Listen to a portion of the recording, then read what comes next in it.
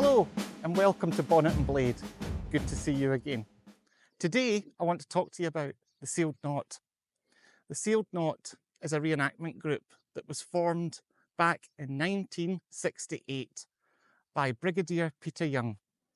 Peter Young got a group full of like-minded people together and decided to bring reenactment alive by educating youngsters and older people alike by letting them see the real-life battles being reenacted.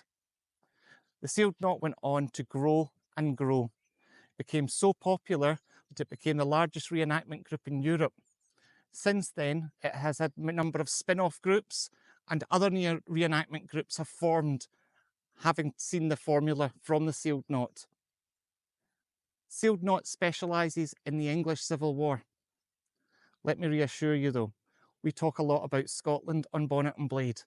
The English Civil War was not solely for England. The English Civil War is commonly known as the English Civil War in England, but in Scotland it's known as the War of the Three Nations. The War of the Three Nations hit Scotland and had just as much impact in Scotland as it did in England.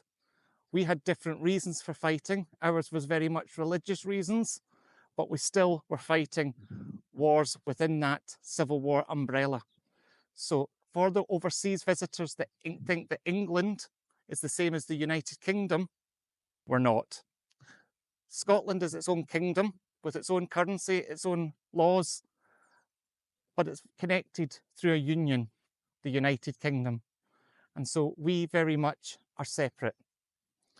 So going back to the Civil War, the conflict began in 1642 and went on to 1651. During this time, we had King Charles I fought for many a year. He was then beheaded. Oliver Cromwell stepped in, and then he died. And then Charles I's son, Charles II, came onto the throne, and we have kept a monarch ever since. The Sealed Knot is made up of two sides, the parliamentarian side and the royalist side, sometimes known as the Roundheads and the Cavaliers. The Cavaliers being the dandy royalists, the Roundheads being those parliamentarians. The parliamentarians were very well equipped, and when the new model army came in, were very well disciplined, whereas the royalists tend to have been very much status people that have been out and fought in the 30 Years' War and had experience, and also had Prince Rupert of the Rhine and his brother Maurice helping out, being able to help lead different regiments. Just like in the real war, the Sealed Knot has a number of regiments. When you join, you decide what you would like to do. Would you like to be a musketeer? Would you like to be a drummer? Would you like to be a cavalry rider, riding on the horseback? A dragoon? These are people that ride in on horse, jump off, fight with their muskets, and then jump on the horse and ride back out. So a bit of a mixture between cavalier and musketeer. Then you see the pikemen. They have the long ash pikes and they go in, and you'll see them very much on the footage to come. And then finally you have your drummers. The drummers are very important on the battlefield. They alert all the regiments what's coming next and what they have to do. The noise travels on the battlefield far better than a voice command would. So drummers are very important. We also, in the Sealed Knot, have a living history camp. This camp is very much like the Royalist baggage train would have been, or the Parliamentarian baggage train would have been. It's lots of camp tents with different activities going on. A lot of them are trying to explain what it was like back in that period. You'll have rabbit catchers. You'll have someone making period glasses right the way through to a cavalry tent. You may also have a tailor and people making lunch for the troops. You name it, it's there. And when the public get to come in and see, they get to see the authentic side of what the Sealed Knot is all about. Not only do they get to see it, but often they get to try it out for themselves. This battle, whilst not on the actual battlefield of Naseby, was very close by in a Northamptonshire town at Lamport Hall. This year, the Sealed Knot was very lucky to be able to secure Lamport Hall to be able to deliver the Battle of Naseby. So in the videos to come, I hope you enjoy. And if you do, please like, subscribe, and ring that bell for any notifications. Any comments of where you'd like to see us next, please let us know, because we want this to be your walk through history with us. Thank you.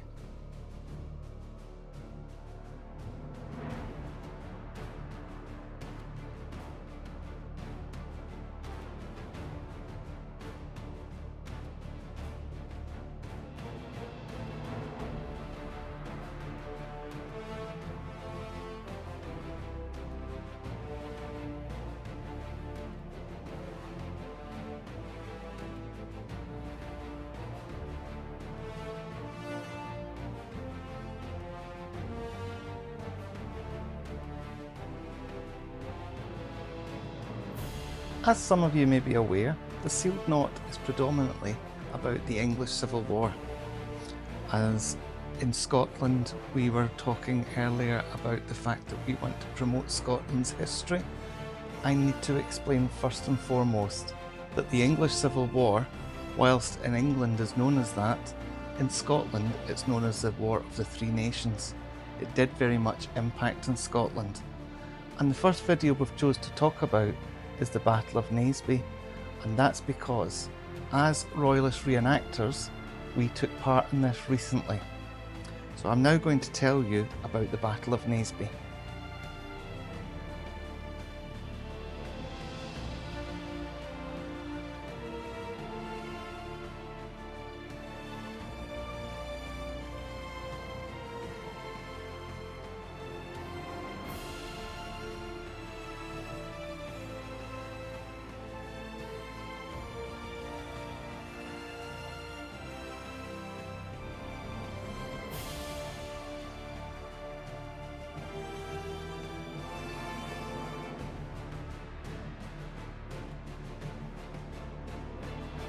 It was June the 14th, 1645. The fate of the King's cause teetered on the fields near a quiet Northamptonshire village called Naseby.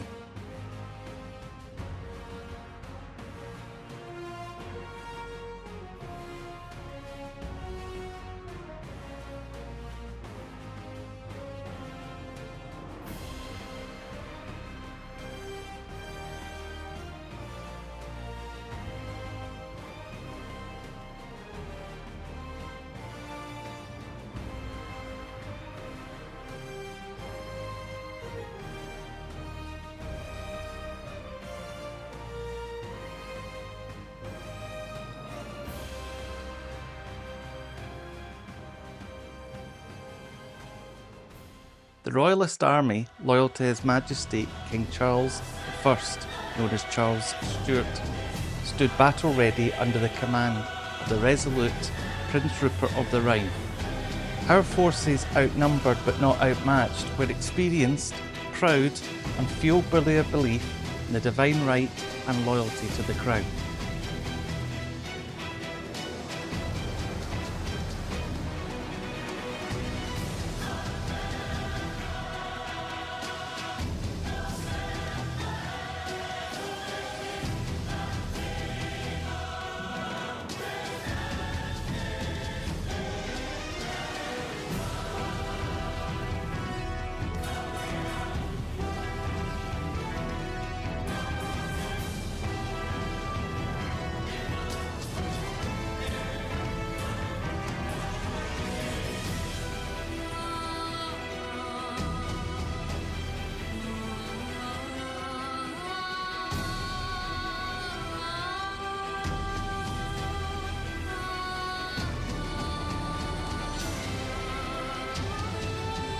At first, our cavalry struck hard on the left, driving back Parliament's flank.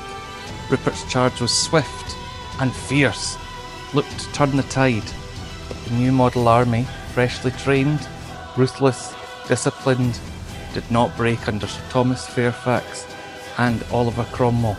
They regrouped and counter-attacked with precision. Meanwhile, Rupert's cavalry got distracted. They saw the Parliament's baggage train. They decided to seize the opportunity to pilfer and steal what they could, believing that the battle was in the bag. Sadly, upon their return, they found that it was too late. As the day wore on, the centre collapsed. Our infantry, brave men from across the kingdom, were overwhelmed. What began as a chance to crush the rebellion turned into a devastating defeat. The king's personal baggage train was captured. Even his letters revealing his intentions fell into enemies' hands. Naseby wasn't just a battle lost, it was the beginning of the end for the royalist cause.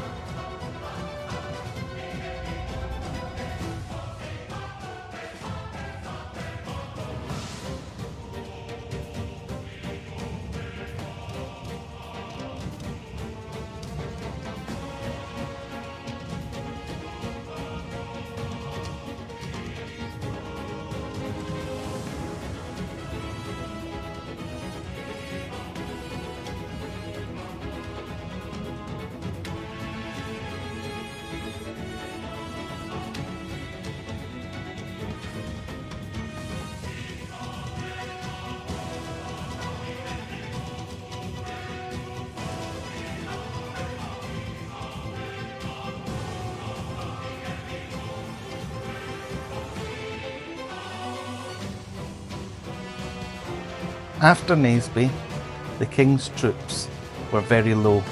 Most of the foot soldiers had been wiped out, they'd been killed. Even those that were taken prisoner were slaughtered as traitors. The king's only team and army that survived was those on cavalry. Horses were able to escape. The cavalry fought hard and continued for a further 2 years, trying to recruit as they went on. But as they lost so many at the Battle of Naseby, all historians agree that Naseby was definitely his nail in the coffin, his cause.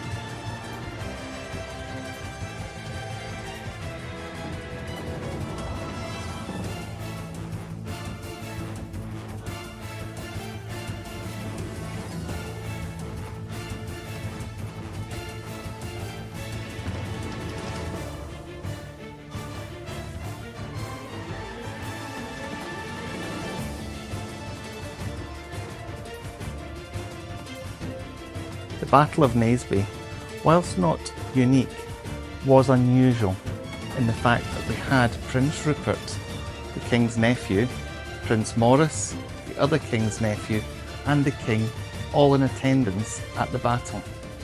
To have all three royals at the battle and commanding was definitely an unusual feat for the Royalist army.